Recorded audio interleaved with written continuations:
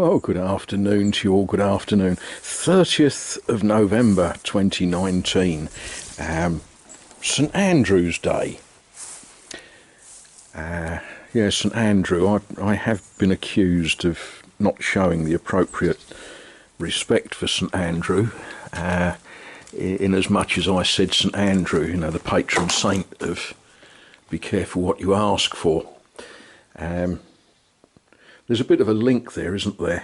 You know, a beam that's on a diagonal.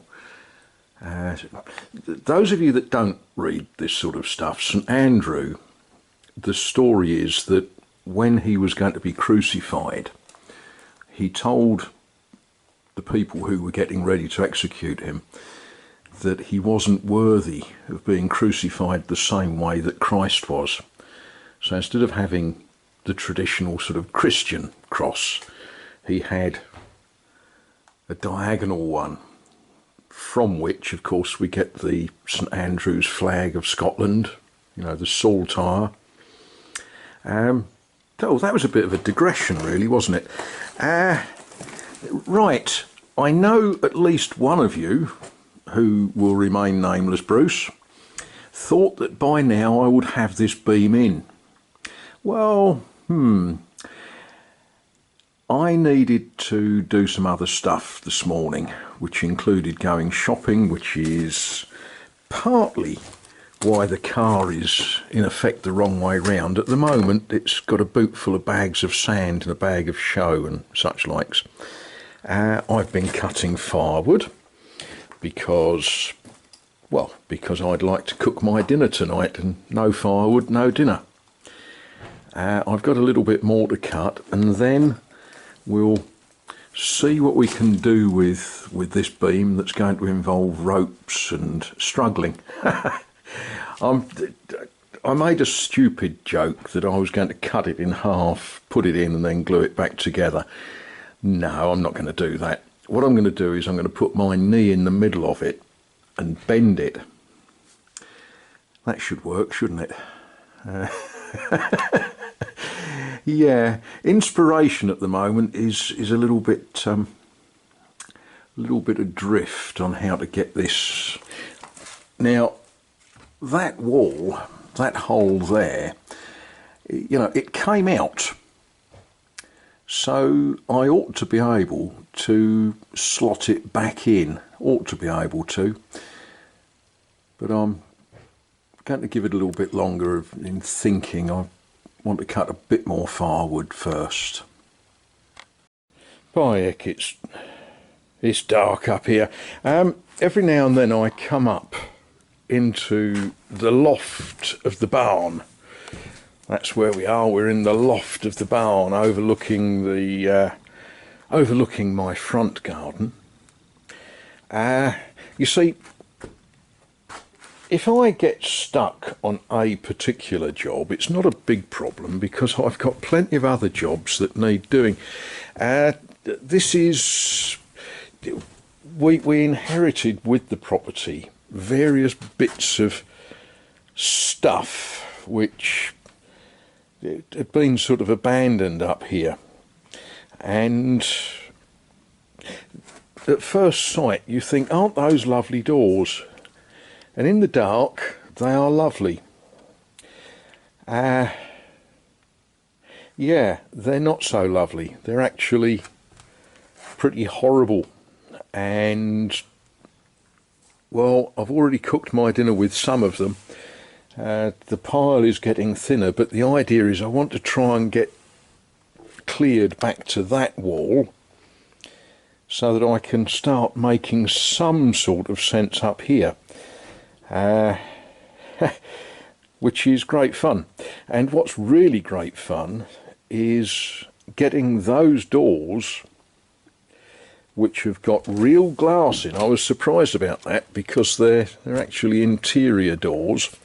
They've got real glass in, and yeah, it's one of life's little challenges, working out how on earth to get those doors down, and they won't go out of that hole particularly easily, but yeah, they have to sort of go down there. That's one bit of work that I've got going on. That great big pile of roof tiles, that's now only about half the size of the pile of roof tiles that were there.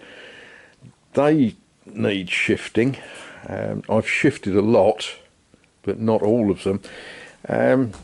So yeah, when I get stuck with a problem like how on earth do you put a beam in a wall when the beam is longer than the distance between the walls, you know, I've got other things to do.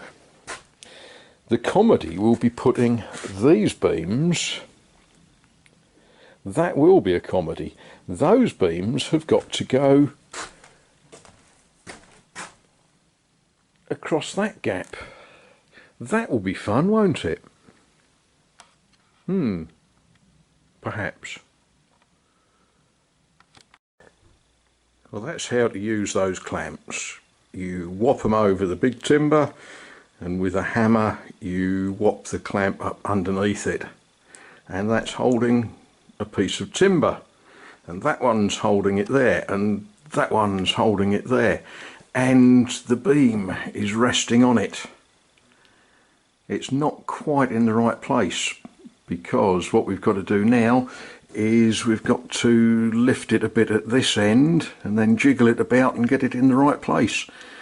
Yeah, it was just a matter of, you know, threading the needle really.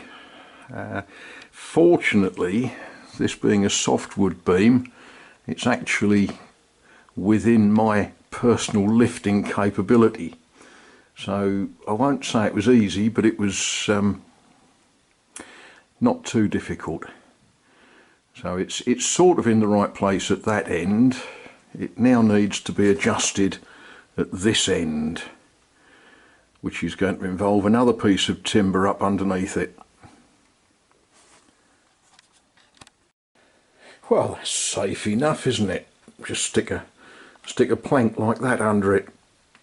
That'll do, won't it? Will it? Won't it? I don't know. No, I think I think we're going to do a little bit better than that. Well, clamps come in handy. Nice bit of timber across, beam sat on it. At the moment the beam is in the right place. It's in the right place, just there's nothing holding it up. I will modify that a bit later. Yeah, and I did put a spirit level on it, and I'm just a gnats out, but I shall put a beer mat under it and get it up a bit. But I think I've got plenty of masonry to deal with before we worry about the final adjustment. How did I get it in there? Well, you know, a bit of huff and puff and a bit of lift, and you know, well, it's in. Yes, I did it all on my own. No, I didn't have anyone help me. Yeah, very satisfying. Be even better when we start putting floorboards back on and things like that. I do wonder what used to live in this pigsty that used to munch beams like that. Well, there we are. That's a good bit of progress. Yeah. It's always good to see something moving along.